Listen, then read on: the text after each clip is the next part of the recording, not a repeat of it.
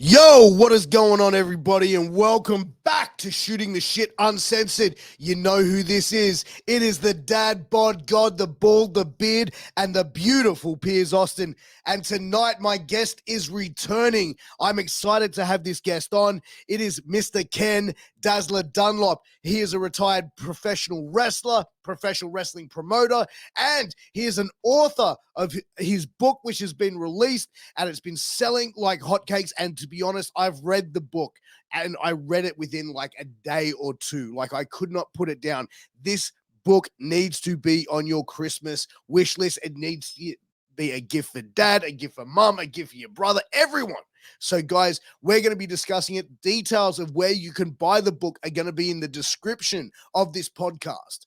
But before we go any further, I need to take a quick second to tell you about Sleeves.com. Now, Sleeves.com is your one-stop shop for all your athletic wear and gear. If you're an athlete or someone you know is an athlete, you need to go and check out Sleeves. They've got armbands, compression pants, compression shorts, headbands, boots, mouth guards, and they've even got those dirty boxes you always hear me raving about. Now, these dirty boxes, look, I'm an active guy. I'm non-stop. I work full-time. I podcast my ass off. I train in the gym every day. I've got three crazy kids. I've got a crazy wife. Just kidding, darling.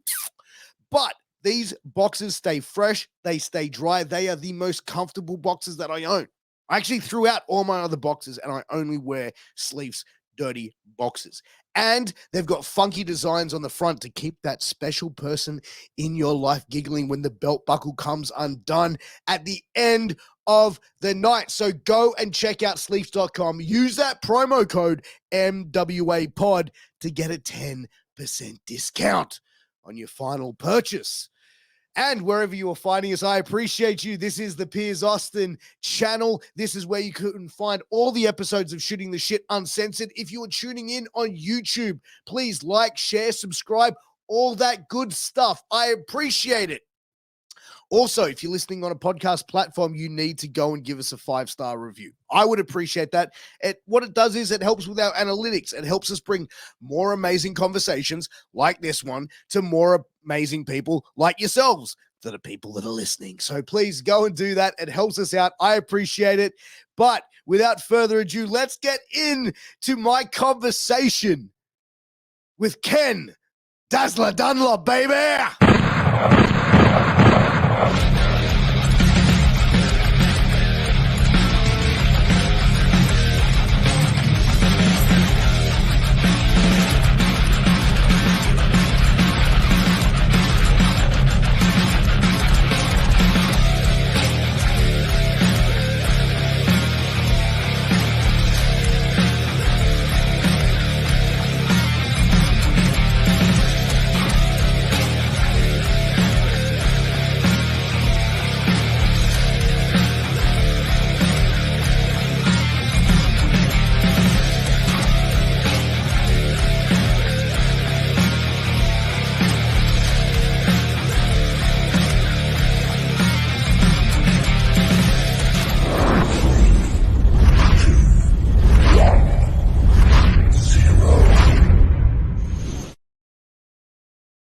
Ken Dunlop, I'm really excited to have you back on the show. Thank you so much for joining me again, brother.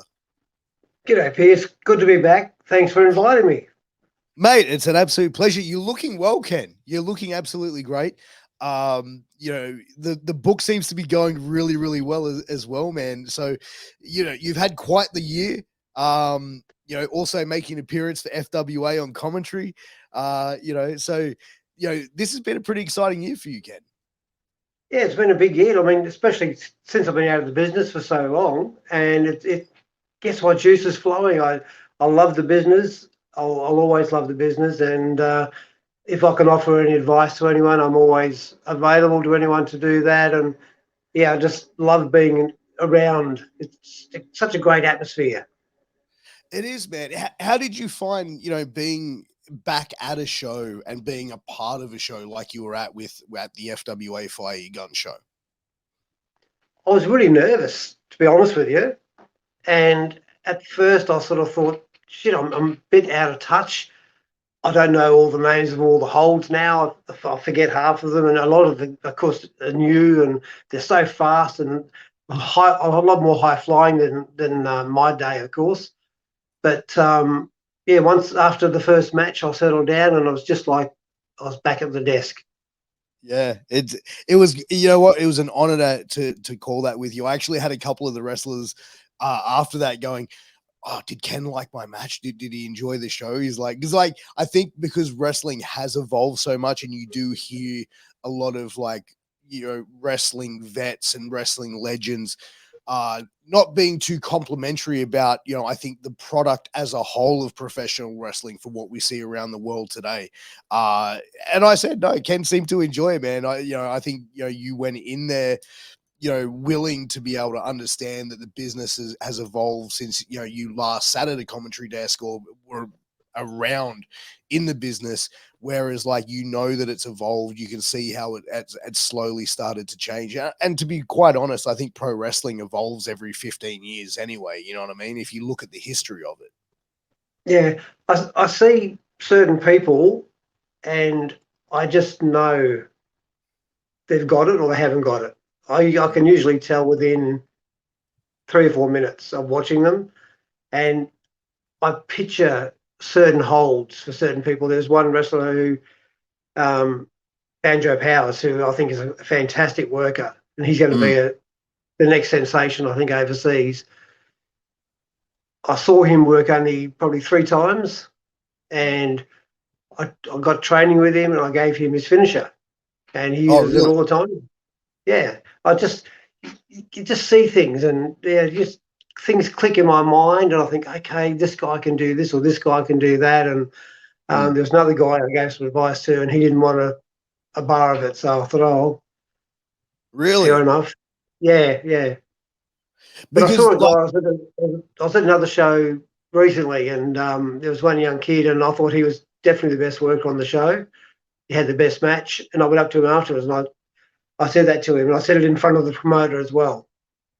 So mm, hopefully, it give him a bit of a kick himself. He said, "Oh wow, thanks, man," and so hopefully the promoter heard it as well. yeah, I mean, as far as advice in pro wrestling, I feel like, you know, the last few weeks I've had conversations. Robbie Zuko's, you know, co-hosted a couple of podcasts with me. We've had guys like Ryan Eagles, Tyson Gibbs, um, you know, talking about, you know, the importance of advice and how a lot of talent today aren't really that interested in hearing it or like take constructive criticism like it's a slap in the face where, you know, you said it before, one person just didn't want to hear it. You know what I mean? And I think that like you have to be, you know, if you want to be in this business, you have to be able to listen to what a veteran says to you to make yourself better. Because Zuko said it himself. He goes, when I give someone, you know, constructive criticism, I'm not trying to hurt you. I'm doing it because I like you and I want to see you succeed. But Yeah, I think like, and I think that's, and we said that's more of a society thing from, I think, a generation of younger people. The younger generation are probably like, yeah, we don't need to hear advice from someone who was doing this 20, 30 years ago where they should have. Where I think like people from my generation are probably like that last generation of old school sort of people, which would actually sit there and listen and take that on board. well, my younger brother Ricky Diamond, who hopefully is going to be on your show soon, Yeah, he had absolutely. a wrestling school in Melbourne, and I used to go down to Melbourne quite often. So I went along to the school, and he had one young kid who was outstanding, and I thought, wow, this kid, he's got it. He's going to be huge. And there was just one little thing he kept doing, which was annoying the shit out of me. So I took him aside, and I said, mate, I'm really impressed with what you do. I said, but when you do this, and I went through what it was, he said, mate, your time's gone. Leave it alone. And he just Oh, walked away with it. And I thought, unbelievable. So I said to Alan, my brother, or Ricky, um, give me 5 minutes with him. And he actually said to me, he said, do you think you can keep up with me? So I said, mate, not a problem. And I think he lasted 2 minutes. you And gassed him I ended out. up, Yeah, jumped on his stomach with both feet, winded him, and as he stood up to take the deep breath, I just an open hand slap right across the chops. I said, learn some effing respect. So, and then I just walked away. But that's the thing, like, to turn around and say that to someone, like, bro, like, even if you don't want to take the advice, like, come on, man, show respect to a veteran, bro. Like, shut the fuck up, listen to what it says. You know what? You don't have to take it. Not every piece of advice you do, but you have an opportunity to listen to someone who has done this for a very long time, been involved in different like generations of this business, where like all the fundamentals are the same. Yeah. Good guy versus bad guy. Tell that story. Tell that Yeah. story. You know, so it's like the fundamentals are the same. So hearing that pisses me off. Oh, yeah. Well, John Snyder took me aside when I was 17 when I first started. And he said, if any of the older wrestlers give you advice, always look them in the eye and thank them. He said, because they've taken the time, they've actually watched you work, and they must think you have something if they want to tell you. He said, and always thank them. He said, now you can turn around and then afterwards you can just say to yourself, oh, screw them, they don't know what they're talking about. He said, but always do that. And I did that, and every guy I taught them to respect the same. But you know what? It's not even just like a society thing here.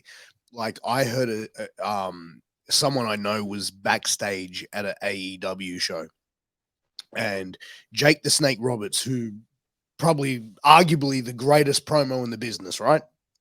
Mm-hmm. He goes up to this kid and says, "Hey, listen, I think you can do this better in your promo." But and this wrestler went, "I'm going to stop you there, Jake. I don't give a shit about your advice. I've already got a contract," and walked away. Right. You know what I mean? And I've heard more stories from other guys like Tully Blanchard, Arn Anderson, who experienced similar shit like that there. Yeah. It's just, it's not right. Well, it's Again, not right. you only tell people things if you see something in them.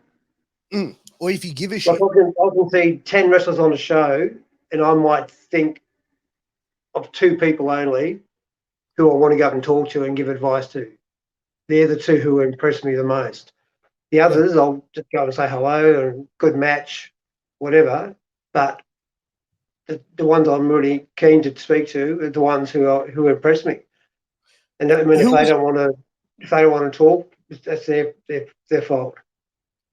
Who are some of the guys that you really like on the Australian scene, like that you've seen over the last couple of years?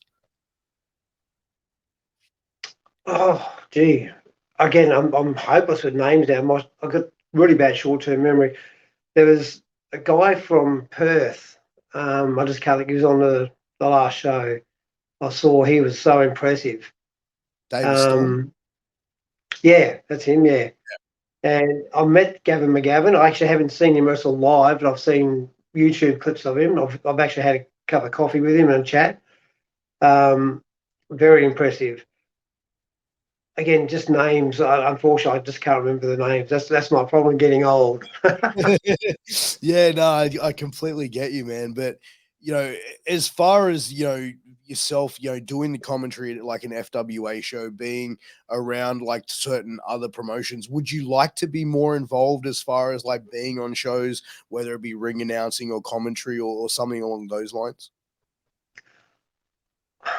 Yes and no. I haven't got a lot of spare time because, as you know, I do a lot of traveling. Yeah, absolutely. Like next year, like we're going to be away 4 months of the year. We've already got 4 trips planned, so I'd like to do it, but I don't want to commit. I don't want to have that commitment now, and plus I've got a few health issues, which again, like different days I'm good, some days I'm great, some days I'm really bad. So it just depends on the days as well. So yeah, I don't want to actually commit myself to sort of doing a thing like weekly or monthly or whatever. But if say you got a training school set up, yeah, I'd love to come down and I can't do anything physically anymore, but I can get in the ring and show you the position to get into, and I could go through things with you. I can do that sort of stuff, and I'd love to do that. and I could do that on a regular basis. But again, it's just if I go away for 3 weeks, I'm away. My life's more important now to me at this age. Yeah, I mean, I've just turned 62 and I don't know how long I'm going to be fit and healthy for. So I've got to Well, enjoy what I can. well, at this stage of your life, you know what I mean, as well. Why you should be out there traveling and enjoying it. You know what I mean? Like it's one of the things that's like you need to live your best life, Ken. Yeah. You know, and getting out there and traveling, man. Like some of the photos I've seen, like of you guys, man. Like you guys go to some amazing places. Like I've shown my wife some of the food pictures that you post up on Facebook and stuff. And she's like, we need to go out for dinner with them because Ken and like Joey seem to know exactly where the best places are. Their food always looks amazing. Well, you should have been with us today. Because when we come back from the holiday, because obviously you eat more when you're away. So the first week back, we didn't have any treats, no Yeah, bread, no nothing. Just heaps of fruit, heaps of veggies to catch up for the times you miss overseas. So, yeah. but we picked out today. Oh, good stuff. Good on you, man. But you know, as far as you know, for yourself, Ken, like you know, the book that came out again, I told you before, like how amazing I think this book is. I read it within a week, people. So, you know, if you want to actually read a book, and I think it's the first book that an Australian professional wrestler has put out. You know, your story, and we got into it the first time that you came on about your story and coming up through the business and everything like that. With the book, has there been people that you know in your personal life that have now since read the book and come up to you and said, Ken, I had no idea about this, and this, or like even people in the wrestling business that go, you know, I read your book and it took me down memory lane. No, actually, it's funny. Actually, I haven't had a lot. Like everyone who I know who's read it or who bought it, and I've signed a lot of copies for people. I've asked them all for honest feedbacks, and I said criticism or whatever, and I've had no criticism whatsoever, which is great. Yeah. Um, I thought there'd be a few questions. There was only a couple of family members when I talked about the going through the depression and the suicide attempt. Yeah. Um, they sort of didn't know, and because I didn't obviously didn't tell many people, but that's the only thing that come up. Not I thought the one thing would come up would be when I said I've slept with 3,000 people. I thought people would say, "Oh, you friggin' old tart," type of thing, but hardly anyone mentioned that at all. And I thought that's the thing I thought would shock some people, but yeah, it didn't. Is that number a shoot? Like 3,000 people? No, no, that's true. Fair dinkum. Wow. Like that, like, have you, like, man, that's a big number. That is a big number in 60 years. Yeah, well, I started early. Hey, most people in wrestling do, don't they? But, you Well, know, when I like, was 17, I went to my first orgy. So I think there was 6 or 7 other people. That was, yeah, and everyone had sex with everyone. So, and geez. and that was going on. It was a good learning curve for a 17-year-old Yeah, to 100%. go through that, and they had parties every week. So yeah, and then there was a married couple who were having all these parties. Then the husband took me to a different sort of party, which really shocked me. And there's probably about 15 or 16 just men only, and part of the party, as soon as you walked in the door, you had to strip off. And I'm sort of sitting there, I'm 17, and all these people are like 40s and 50s. I'm thinking, oh God, help me. Wow. So it was and again, I had to keep all that to myself. I couldn't tell anyone because I had no gay friends, Yeah.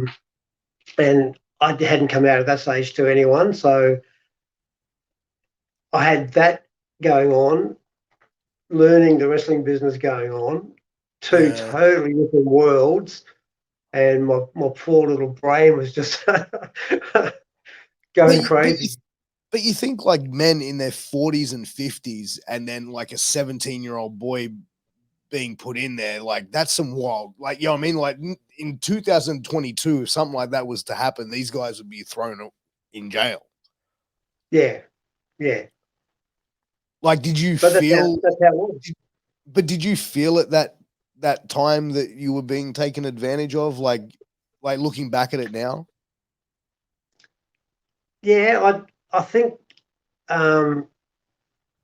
what it was, as I was 17, the couple I'd married couple I met, they were both 34, so Yeah. double my age, and they used to have all these orgies and all that sort of stuff, and swinging parties, and I think it was like a little trophy piece Yeah.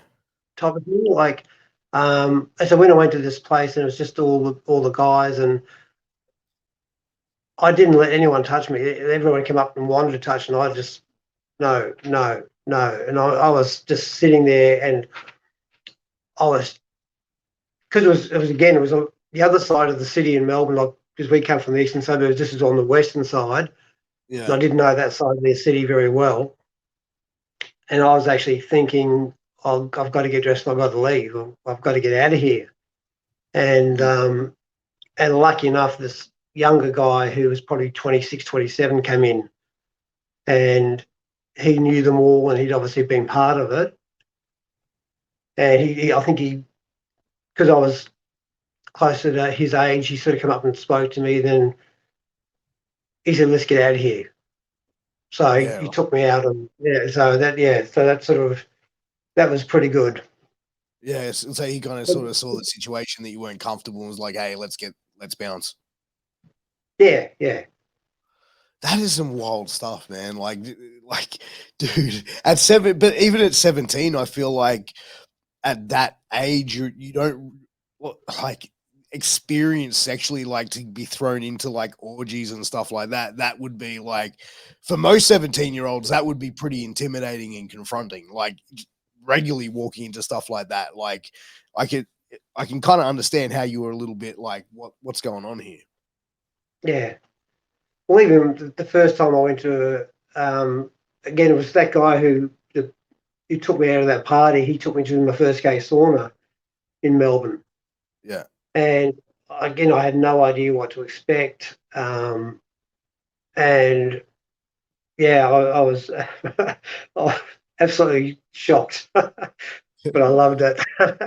Oh, man. Well, there you go. It was one of the things, but like, you know, but I suppose at that time, like how you've even said is like, you know, you were coming to terms with your own sexuality in a lot of ways like that as well. So like experimenting and going to these places, you know, did that just cement to you and confirm to you, okay, like what I'm feeling is like, this is who I am really.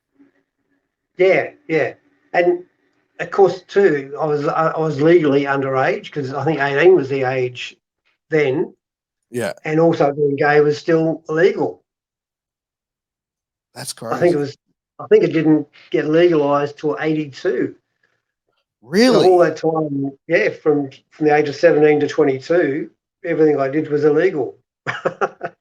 That's crazy. Cause So like you think like, especially Australia, and you think like, well, Sydney especially, like, has been kind of like the gay capital of the world. Like Australia has always seemed in my lifetime to be a very accepting country of like a lot of different people, like from different backgrounds, but also different sexualities and walks of life as well. definitely. Well, as I said, when I moved to Sydney, I was 19 or 20 when I moved to Sydney, and the first time I went down Oxford Street, I saw again like guys holding hands, girls holding hands, and I hadn't seen that in Melbourne. Because Melbourne had like their little gay clubs, but they're all different and far apart. Mm, And where Sydney's was all centred basically in the one area. And yeah, I was sort of like, oh wow, this is really exciting. And because all the gay bars and the little nightclubs, and there's just so many, and you'd go into these bars and you see all these TV stars, and you go, oh wow, it used yeah. to sort of blow my mind, And my favourite one was the Exchange Hotel, which is very sadly no longer there. They had three bars, and Yeah. the first bar was for the young people, Yeah. um, and then the middle bar was totally weird. From the roof, there was just dildos and sex aids just hanging from the roof. That's crazy. And that was sort of like the middle 20-30 type of thing, age group. Yeah. And then they had the older ones downstairs, and I used to go there, and again, you'd see 4 or 5 different TV stars, and they'd all be off their face, and it was just fun. I'd just get one beer, and I'd just Yeah. sit in the corner and just watch people and watch things. I thought, wow, this is absolutely crazy, you know. So, and it's funny. I used to ring my mum and say, because we used to watch a lot of TV together. I'd say, "Oh, Yeah. I was at this bar last night. I saw so and so and so and so." And even though I still hadn't come out at that stage, Yeah. another couple of years, I mean, she would have known anyway, because I was telling her I was going to these gay bars, watching all these TV people, you know. Yeah. She's And like, then she never questioned. He goes, well, why are you there? yeah, and then I went across the road. There's a place called Flo's Place, which is a really cool little place. And again, I can't name names. There was a really famous male singer and a famous Australian female singer, Yeah. just sitting in the little booth, snorting coke, off their tits, just having a good time with everybody around them, and no one give a shit who they were. Yeah. And you just sit there and wow, Do, it's do you just crazy. do you feel like celebrities back then went to gay clubs and bars because they could let their hair down there with no judgment? It didn't really matter that they were like this celebrity. They could just go there and be themselves and be free. Yeah, no one seemed to give a shit about them. Yeah. You know, no one went up and took photos. Well, again, there was no mobile phones, don't forget, in those days. So that was where it was free, where today, as soon as you do something, everyone's got their cameras out. Yeah. So that wasn't there. So again, the same when I met Freddie Mercury at the midnight shift. I'd love to have someone have a photo of me with Freddie. Oh, that would have been Just amazing. didn't happen, you know. So Did you get to talk to Did you get to talk to Freddie much? probably for about 30 seconds. Yeah, That right. was it. But I was over the moon. That's crazy. just, to That be, because like just to see him and meet him, and he was going around talking to so many different people. So yeah, it was great. it's amazing, like because I feel like that scene, like because like when I was in my 20s, I hung out with a group of friends, and a majority of the group had a large group of gay guys that were part of the group. So a lot of the clubs that we'd go to were like gay clubs on a Saturday night, and like I'd tell like straight friends going, oh, I'm going here with my friends, blah blah blah, and they're like, aren't you worried? I'm like, what would I be worried about? Having a good time. They're like, oh, but what if someone spike your drink? I go, what if someone spiked my drink at another club, bro? Like, it doesn't go down like that, man. Like, I Yeah, think a lot of people, they think, oh, back then that clubs, like gay clubs, were like these massive orgies, everyone's going crazy and stuff like that. But in reality, my remembrance of those times was like I could go to those clubs and it was people would be the most respectful. If someone came up or some guy tried to whatever, I'd say, hey man, nah, look, I'm straight, whatever. Cool, you have a good night. And I was left alone. Like there was never ever I don't remember any issue like that. And that's where I think a lot yeah, of straight guys back then from like my generation of when we were in our 20s, we like there was a lot of people that were like, oh, I'm not gonna go do that, or I don't want to be well, you know, there was that level of thing where I think now there's a lot more social understanding, whereas before, like people a lot more closed minded, like in 2090s, 80s, and beyond. You know what I mean? yeah, definitely. Yes, Because like, I've always felt safe. I've never felt threatened. no, never, never. Like, Where if because you go to a straight pub and you look at someone, like sometimes you look at people and you think, oh, gee, I know that person. And mm, if they think you're looking at them, they'll come over and just punch you in the face. What are you fucking looking at? You know, so you know well, when you it's don't that get that, you go, it was that toxicity of just being like an alpha male in that situation. in those situations. You know what I mean? Like, I'm a big tough guy, fuck you, and blah blah blah. Where in those other situations, where those other places, like, no one really gives a fuck. All right, cool, get a look, move on. Yeah. And it Plus, doesn't work. also when you go to the gay bars, like if you go to the ring all the time, people know you, but they might not know your name or they know you, but they know you're a regular, so they look after you. So if someone there was a young guy who used to go to the Newtown Hotel, which was one of my favourite haunts. He had three older friends, and people used to take advantage of him. They'd protect him, and if they saw something they didn't like, they'd all come around and pretty much warn them off, type of thing. So I thought Yeah. that was a cool thing.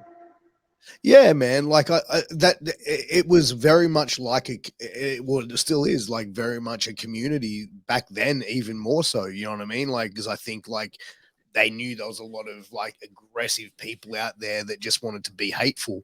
So I think that was the community spreading around to protect each other as well, which I think has always been there from what I've seen. Yeah. And one good thing I love nowadays with being openly gay, there's a lot more openly gay professional wrestlers too, Yeah. which is fantastic. And now it's not an issue, which is No. great. Well, you know what? It's interesting. I did a post a few months back in regards to, remember the Manly Sea Eagles, how they had 7 players turn around and refuse to wear the Pride jersey. Yeah. And I made a statement because Des Hasler came out and made this public apology. And I said, basically, Des Hasler came out and apologized and outed his players for being homophobic. That's basically what happened. Sorry that the club exposed you for being homophobic.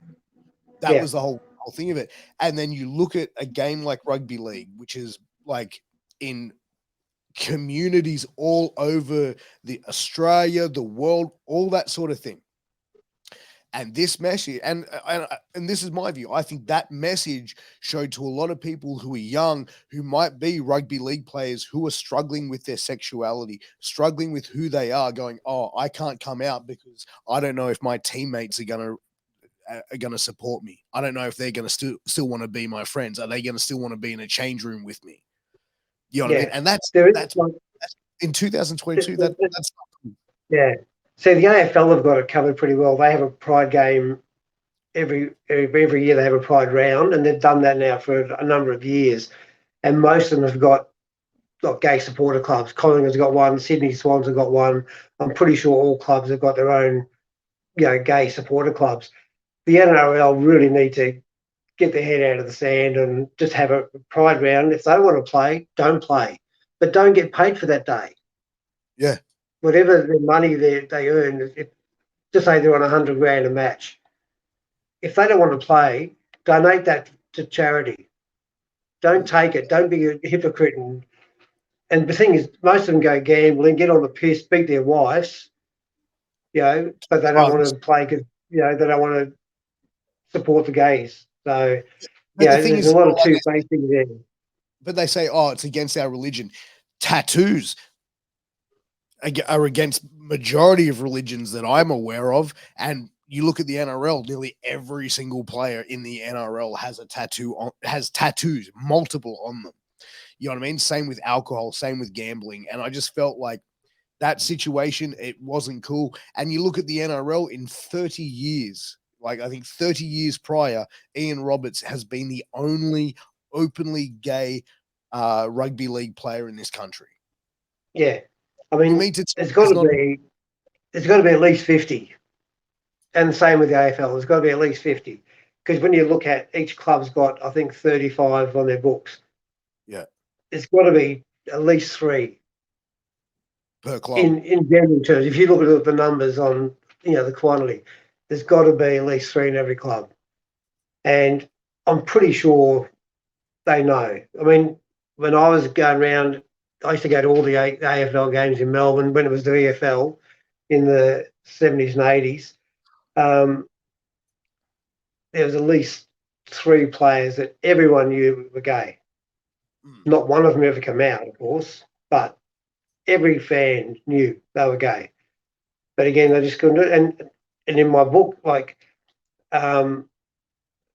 I went to one of the saunas one day in Melbourne, and I got off with a football player.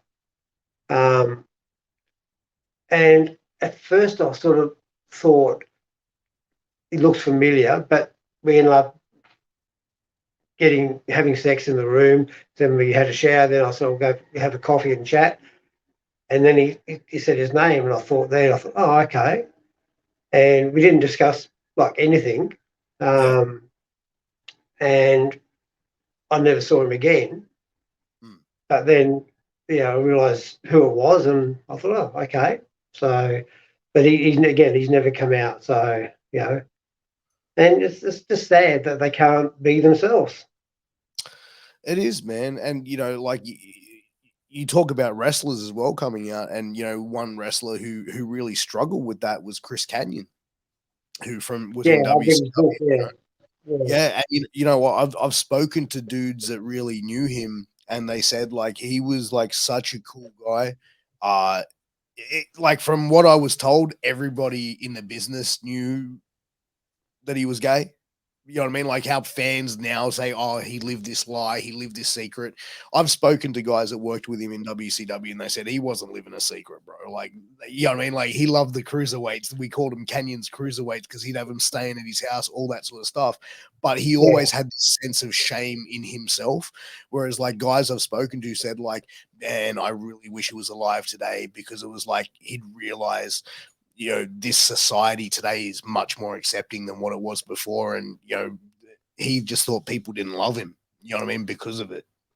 Yeah. But even going back to the 60s and 70s, there's always been gay wrestlers.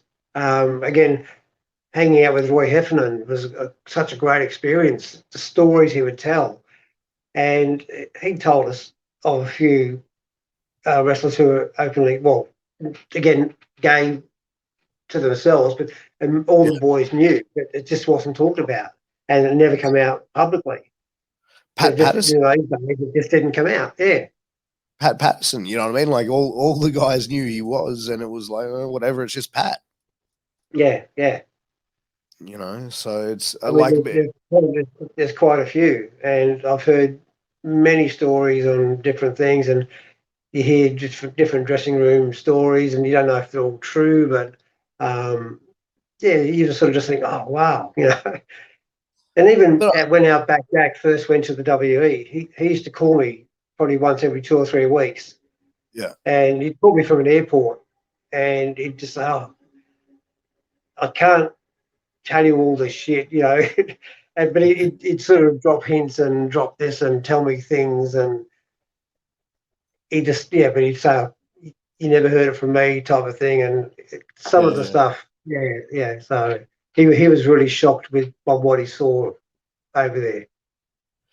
That's the thing, man. It's the wrestling business. It's kind of like it's exactly like the music business. It's just wild and sex, drugs, and rock and roll for a lot of time, especially that generation. Well, have you been watching Tales of the Territories? I've watched a couple of episodes of it here and there. I've watched them all, and I'll tell you, it's absolutely fascinating. And I love the concept. 4 old guys sitting around talking about the day. Yeah. And they're being really brutally honest. But what I find is how disgusting the business was. Yeah. Back then. I mean, the drugs. Again, I won't name guys. They do come out on these tapes and say one of the wrestlers who was a real big baby face come out on one of the shows, and he actually admitted, if you wanted drugs, you come to me. I had a bag of everything you wanted: coke, speed, it wasn't ecstasy then, but whatever they were. And they all talk about getting pissed and vandalizing shit and having guns and threatening people and stabbing people. And even the promoters, they were just absolutely brutal, sadistic bullies. They would, and the older guys would get young guys and just beat the shit out of them and spit on them and kick them up the arse when they walk past them and stuff like that. And I'm actually really glad I never went over. I said to Joey actually tonight, because I watched one of them tonight, and I said, if I went over there when I was like 18 or 19, I think I'd be dead. Because you wouldn't have put up with that So, shit. yeah, I mean, the one tonight was about Mid-South wrestling I saw, and Yeah. Bill Watts. And apparently, if the fans attacked you and beat you up, you got the sack if you didn't beat the fans back up. I heard that. I heard Yeah, Bill Watts had a thing where it's like if you went out to a bar and you were a heel and you went out drinking and you got into a fight and got beat, you're fired. Yeah. I heard that yeah. story about Yeah. And one of the guys was actually going to murder Ted DiBiase it. Really? because he was going out with his daughter, and yeah, so and they all sit around and laugh and think it's funny, like the Fabulous Freebirds, who were sensational heels. Yeah. They tell a lot of stories, and obviously Buddy Roberts was the bad egg out of the three of them. And the things he did, and they were pretty gross and disgusting things he did to other people. And they laugh. They think it's funny. And I think, well, how do you find that funny? Yeah, I was sort of sitting there sometimes thinking, what the hell? I'm really glad. Like, I mean, Wayne and I had it tough when we first broke into Sydney. We had it tough. A couple of the guys really made it hard for us, but Yeah. they never went to that extent. I mean, they'd just beat the shit out of us in the ring. And, Yeah. and one guy attacked me in a dressing room. And again, always from behind, never from the front. I was on the ground doing my boots up. And he came up from behind, whacked me in the back of the head, and put me in a chicken wing and threatened to break my shoulder. And I hadn't even spoke to him. So And I this thought, didn't happen like in a match where you stiffed him or something like that happened. This guy just came and fucking chicken winged you out of nowhere. yeah, there was I think 4 or 5 of us in this dressing room. This particular club had I think 3 dressing rooms. Yeah. And look, anyway, I said hello to everyone, and I was on the second match, I think. So I was just sitting on the floor doing my boots up, Yeah. and yeah, he just come up, whacked me in the back of the head, and just put me in the chicken wing, I mean, it was hurting like crazy, and just one of the other guys just said, "Oh, F and leave him alone," and he said, "Next time I'll break your effing neck," and I thought, What where'd the it come fuck? from? Yeah, so. Yeah, it's just I don't know. And even like again, I tell the story in the book. One time, Roy asked some of the older guys to come down training at Dovies with us to get some experience. Yeah. And one guy came down as a favour to Roy because they all respected Roy so much. But he just whacked me so hard across the face, my mouth and nose, everything just started bleeding. Um, Again, I thanked him for the training afterwards. I shook his hand, thanked him. And I went home, and for about a day and a half, 2 days, I was sitting there going, oh, shit, my jaw was really sore. I was having trouble chewing food. So I ended up going to the doctor, had x-ray. I had a fractured jaw. Fuck. You know, I mean, But that's I didn't that's say the nothing. but that's the whole thing of the business is to friggin' and that's why I look at it as like it's not to hit each other as hard as you can, it's protect each other and put on the best show possible. Like Yeah, it's not baking cupcakes. I get it. You know what I mean? Like I get the guy's gonna work stiff and all that sort of stuff. But when you're breaking someone's jaw, when you're putting someone in a hospital and they can't go and make money, they can't go and make a living, that's not cool. yeah, and that was just training. So, But you know, but but I mean, I think it's generational though. Like I think like not even then because I think like there's been disgusting things happen over the years in wrestling and how people behave and I think like when like back in those days like the old days like the guys that were traveling 280 days out of the year and away from their families away from their kids and all that sort of stuff. I can kind of understand you would do things to try and keep yourself entertained to keep the pain of missing home off your mind. But man, some of the stories I've heard that have happened in wrestling are just downright like, bro, cutting someone's hair and making and shitting in someone's sandwich and stuff like that. That's to me is just Yeah. like, oh, like really? Like that's not a rib. That's just disgusting. Well, Dynamite Kid used super glue on Outback Jack's eyelid, super glue when he was having a snooze in the chair. I mean, that's That's dangerous stuff. If that gets in your eye, that could blind you. but you know Just what? stuff Like like that. Just Like crazy. I'd be interested to hear because like the whole thing in wrestling, if you get ribbed, what do? You no sell it, right? You don't make out like it's upset you or hurt you, do something like that. I feel like if someone did some ridiculously stupid stuff to me, like I would need people holding me back from slapping the shit out of someone. You know what I mean? You just don't do that though. That's the thing. Like again, if you get it, if you get stiffed in a ring, it's called a potato, obviously, as you know that, Yeah. and you get a receipt. So once the match finishes, you shake hands in the dressing room, say thanks for the match. Next show, if I'm working with the same guy, I'll stiff him straight away and I'll say, that's your receipt. And then you just keep on normal. Have you had to like That's how we used to be. Like there's obviously certain guys I didn't like. yeah. Um, but when the bell rang, you're professional. And I'm there to make him look good. He's there to make me look good. So we always we always put the business first. Again, you can Would hate someone's guts, but you, you still respect them in a way as well. yeah, because like you know what I mean. To do what like professional wrestling is, only a select few get to do it. You know what I mean? Like there's like a select few that are able to go and do that. Have you ever had someone try and shoot on you in the ring, or like sort of go off script and go, "Hey, fuck this! I'm gonna prove like I'm tougher than Ken." Yeah, a few times. Again, mainly the older guys. Um, you sort of yeah, you're playing stuff, and they just change it in the ring, and they might say to the referee, "Tell him this has changed. We're doing this instead." So you think, "Oh, okay." Um, but quite often you'd come out with fat lips, your mouth bleeding, your nose bleeding, or I think I've only been juiced the hard way. I think twice, Yeah. but I have been again concussed a few times. Fuck. And again, there's a new thing which I only discovered a few weeks ago watching this documentary called subconcussions. Now, Mm, in the book, I said I've had about 14 or 15 concussions, but there was this documentary on concussions in rugby league and everything in England, and they were going over all different sports.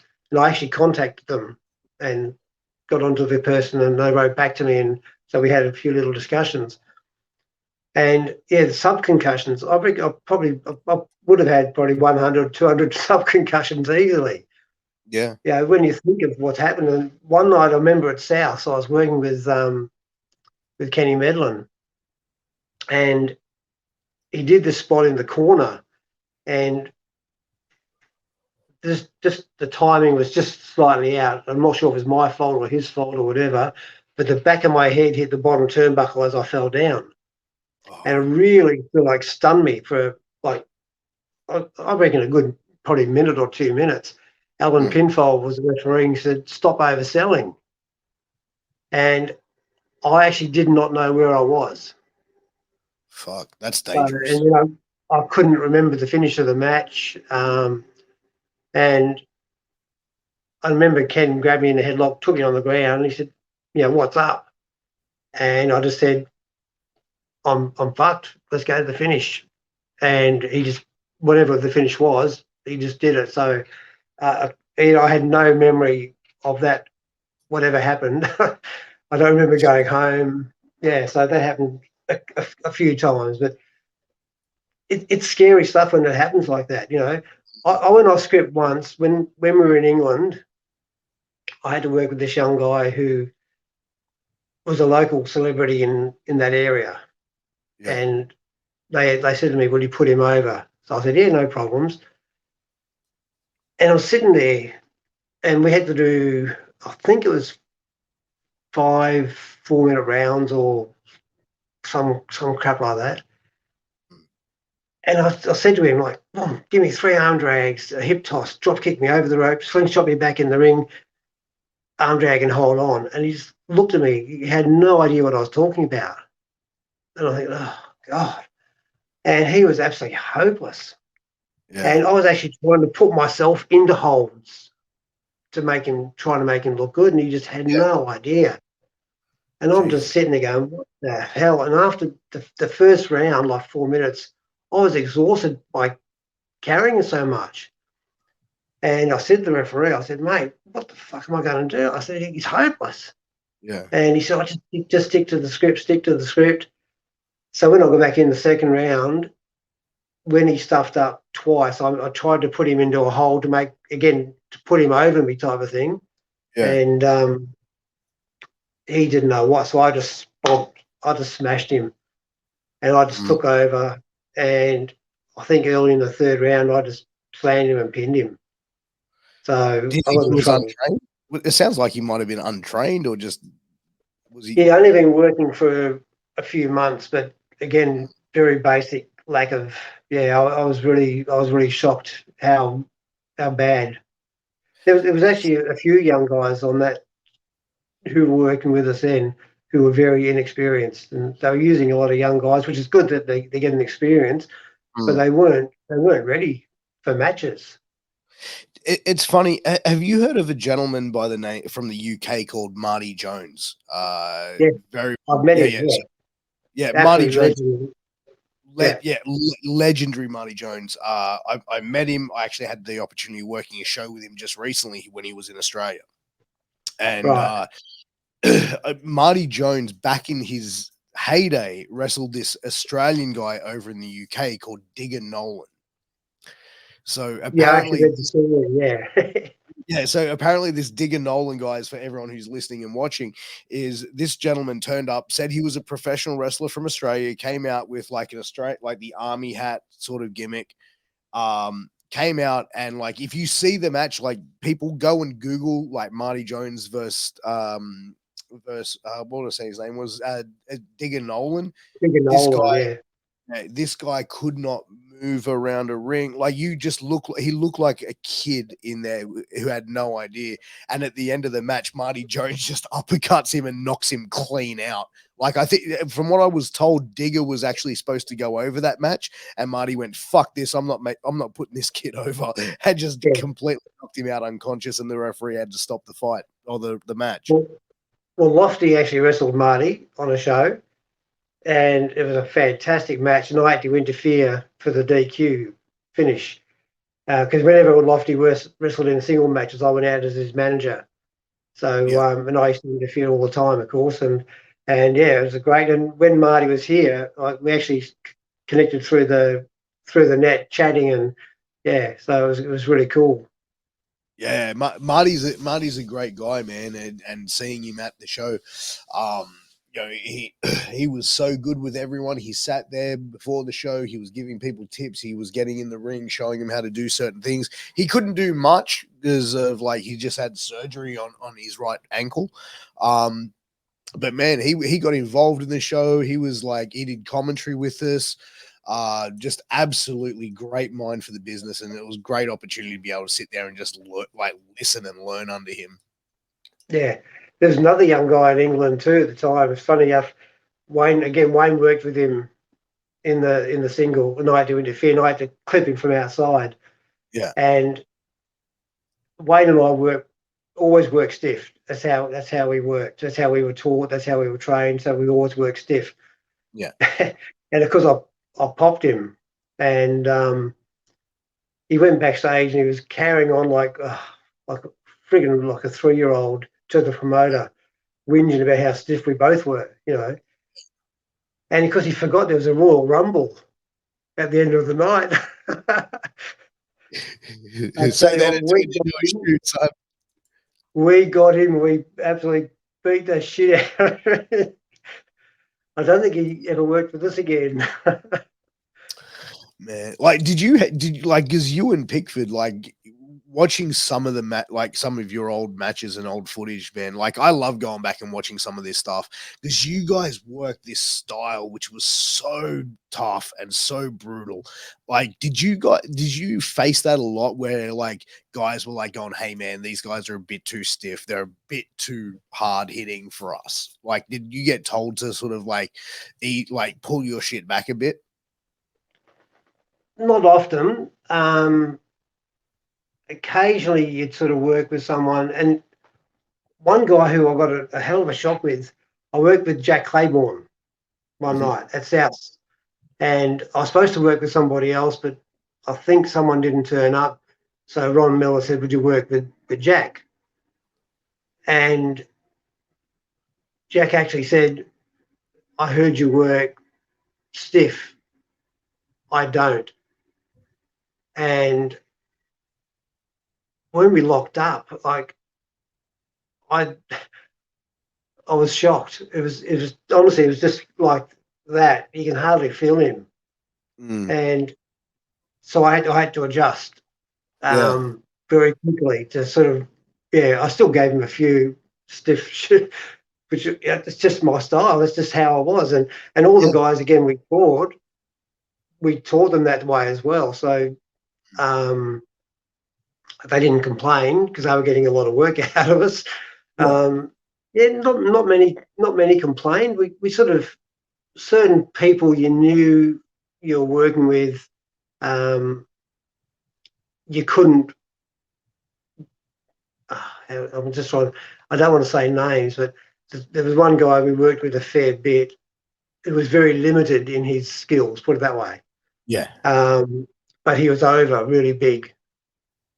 So we had to sort of make him look good all the time, and so we had to hold back. We had to pull ourselves down a bit, sort of, yeah, to sort of Yeah. go to that level. slow it Yeah, slow it down a bit so you don't expose the over baby face. yeah, yeah. And then Yeah. when you sort of say to them, do this or do that, oh, no, no, no, don't want to do that. My people and all this sort of stuff. And um, I said, mate, you got to do a job. You can't just keep going over. You got to do a job. And you got to Yeah. juice. And oh, no, no, no, no, no, no, no, no, no. And I said, mate, you got to. And finally, he listened to us. And when we did, the frigging place was absolutely mental. What It was crazy. you mentioned juicing, man. Like back in the day, like how would you be gigging every match back then? No, no. It was only, you didn't want to overdo it. You only did special, um, yeah, just special, mate. You'd work stories like, again, like when I was booking the shows, I'd I'd always have, like, every club we had, I had a separate folder, and I'd plan the first 3 months, then I'd plan the second 3 months. So you have to have your storylines, and you don't want juice just for the sake of it. No. Um, so when it happens, it means something. Mm. So yeah, but again, we wrestled through that AIDS crisis, and we weren't allowed to juice. Mm. There was very strict rule again, because I still think New South Wales Department of Sport, I think they should still be in charge of wrestling, but they're not. You had to have a medical every 3 months. They had strict ruling. They had 2 licensing police at every show. So if things got out of hand, they actually had the power to stop the show. But yeah, we couldn't juice. I think it was about 4 years, 3 or 4 years, when the Yeah. AIDS crisis happened. There was to be no juice at all. Again, occasionally guys would accidentally like get their nose busted open or their lips busted open. Um, that seemed to sort of didn't bother them that much. And but when it sort of, I mean, it's never died down, and there's still a major thing. But Yeah. when the press of it all died down, I said to Bob, while we were doing the commentary, I said, we've got to, someone's got to juice. We've got to bring it back. We need it because the Yeah. storylines were at the time, and he was worried about the police. I said, don't worry, I've got it sorted out. I said, you and I are juicing tonight, the two commentators. And he went, what? I said, we're juicing, big time. And he always agreed. Whenever I said, he just said, yep, okay. So we set the storyline up. The heels completely dominated the faces. I kept ringing the bell. I've been in the ring, just sort of like get in between them. They banged, attacked me, juiced. I juiced like crazy. Then Bob come in to save me. They juiced him. And then the big other faces come out for the big save. The crowd went absolutely crazy. The female cop at the time, who wasn't one of the regular cops there, because the two cops who were regular, they were pretty cool. They knew what the business was like, but she didn't, obviously. She'd been there probably twice before that, and she was really strict with the ruling. Like, she double checked everyone's medical really hard, and but she'd come running back after the show. Dad, the blood. I said, hang on. I said, not one wrestler on this card bled tonight. I said, so fuck off and get out of my dressing room. And she didn't know what to say. She just turned and walked away, and she never come back again. Yeah, right. So that's how we got around it. Yeah. You were technically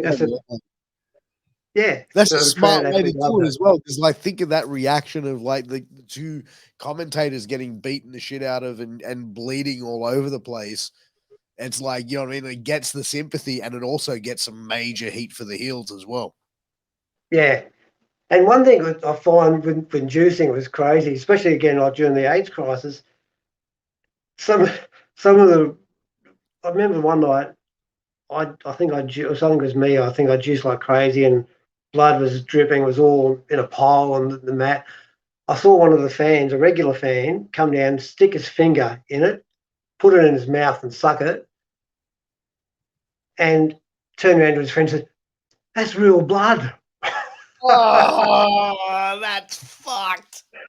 Oh, I'm about to bring my fucking lunch back up after that. Yeah, and I just thought, you're freaking joking. But yeah, he did. Oh man, that is some wild and gross shit. Like, I've heard some pretty funky stories in the wrestling business. Stories that I'm not going to say on air. I'll definitely pass them on to you off air, but that is definitely one of them that I have to say is the most grossest thing that I have heard. And I've spoken to a lot of ECW guys. You just think, especially during that time. I mean, any time it's disgusting, but especially during the AIDS crisis, it was, just the way he did it. And there's another guy, a young guy, and I think he still works. And again, I can name him. His name's Nick. He wrestled Andy Harper. He was only a young fellow at the time, very early, very green, and snapped his leg. And the bone was actually sticking out the front of his leg. Yeah. From an arm drag, mind you. I've watched it about 100 times and think, how the fuck can someone break a leg from a fucking arm drag? But anyway, he was on the ground, obviously screaming in pain. I think we called an ambulance, and people were coming down the front. Oh, it's bullshit. I mean, the fucking bone sticking out of his leg. Oh. Blood everywhere, and people are bullshit. It's not real. Yeah. Man, you know what? Yeah, wrestling isn't real. That's some real stage type shit, some CGI type stuff back in the day where there was no CGI in a live setting. So, and some of the fans. And there's one story. It's in the book again. One of the grossest things. I mean, I've vomited in the ring once or twice. Yeah, I remember reading that. I remember reading something about that. Yeah, and then one night, again, there was no mobile phones. I was doing a 6-man tag. Yeah, I tried to call Steve Rackman because I was really crook. I had gastro and I was vomiting and I was really crook, and I wanted to cancel, but I couldn't get hold of him, so I had to go to the show. Yeah. And he said, it's too late. We can't change it. So you'd have to work.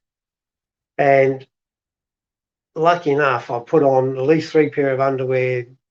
Then I was swimming trunks, then 2 layers of wrestling trunks. And I told all the guys I was really crook. I said, no bumps. And within the first minute, Mario Marino picked me up and slammed me.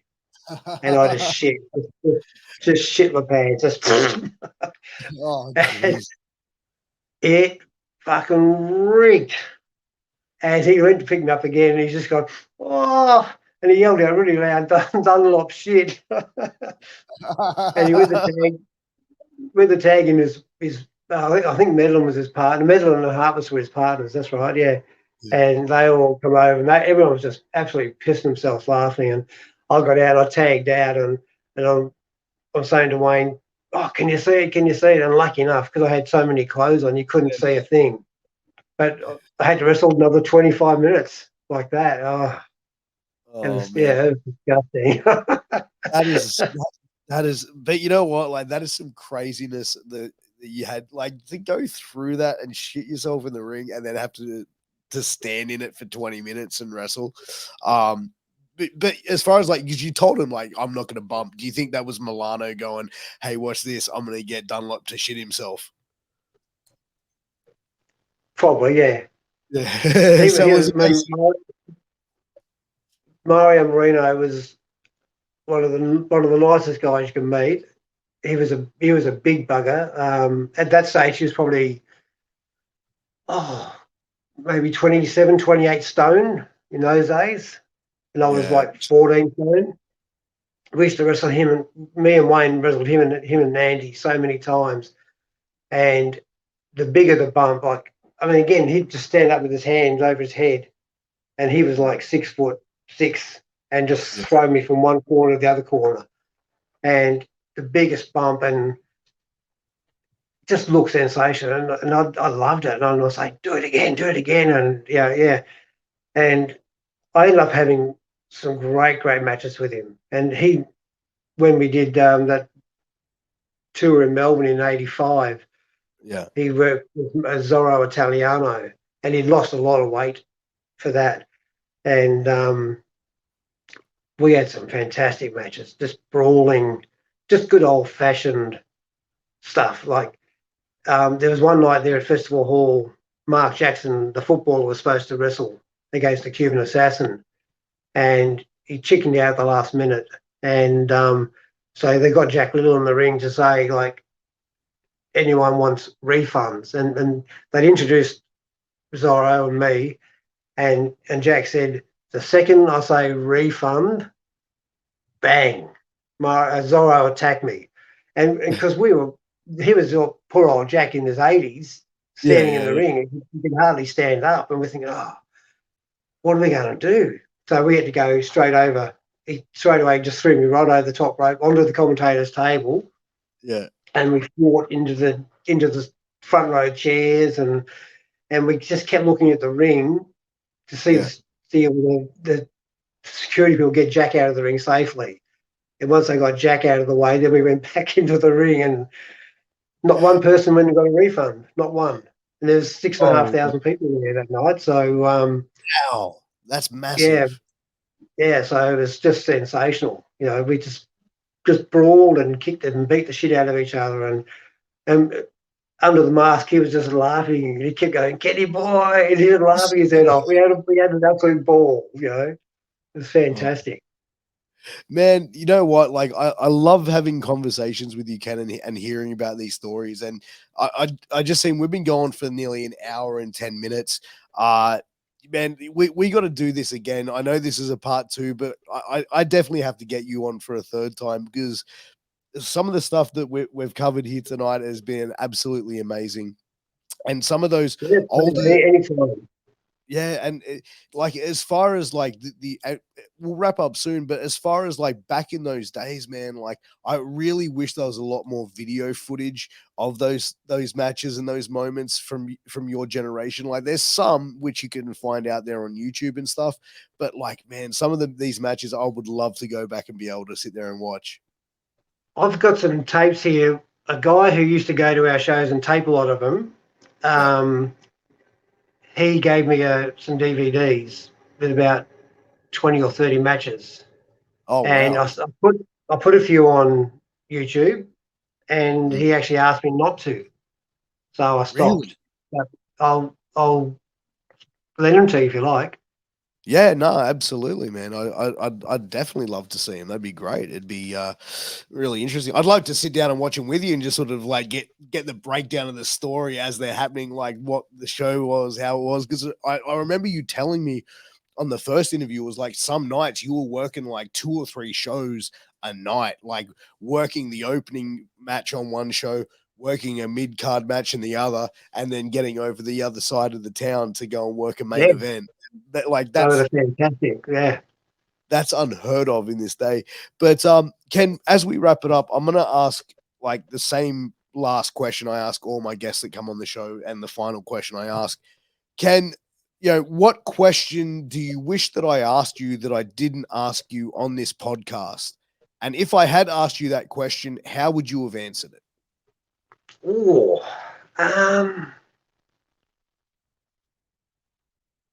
what question? Gee.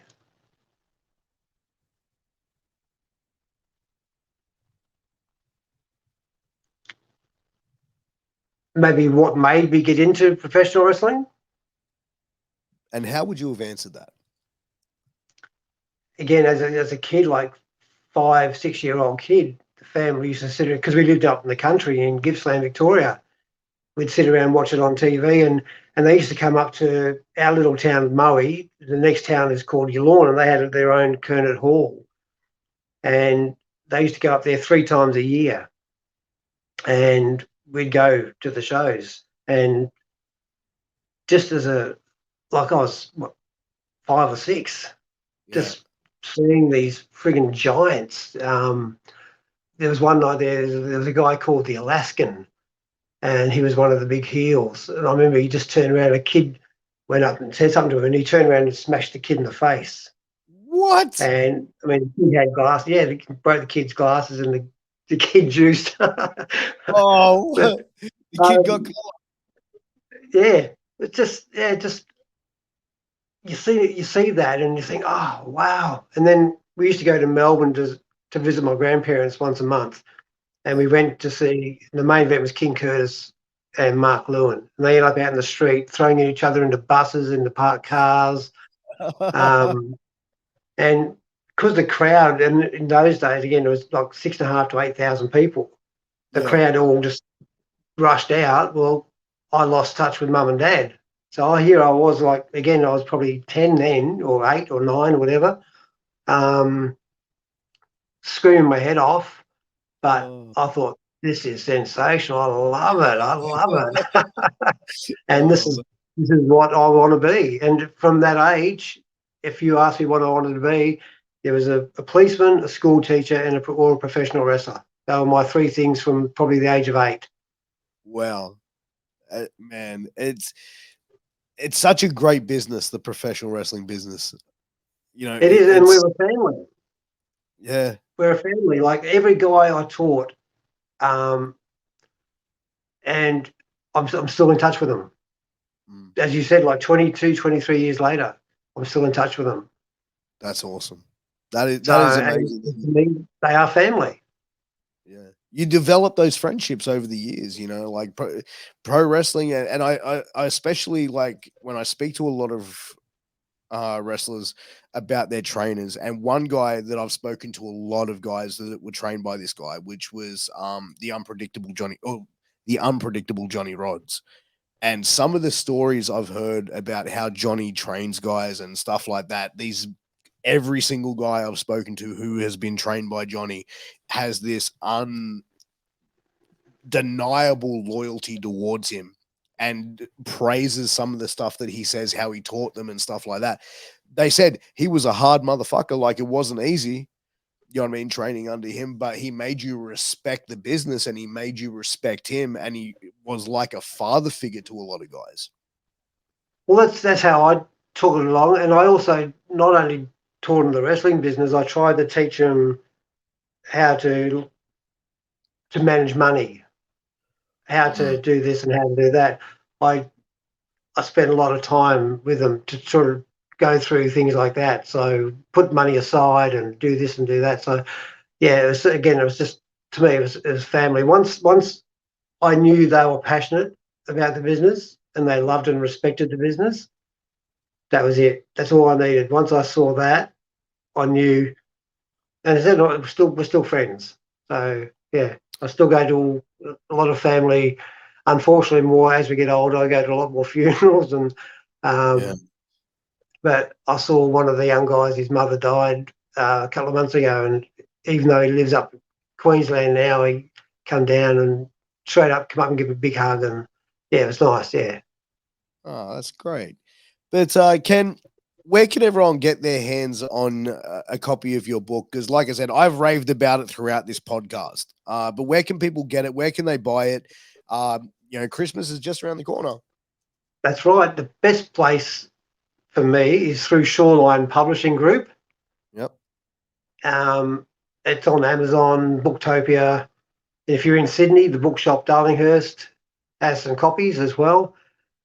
And if you like to private message me through Messenger, I've got a few copies here at home.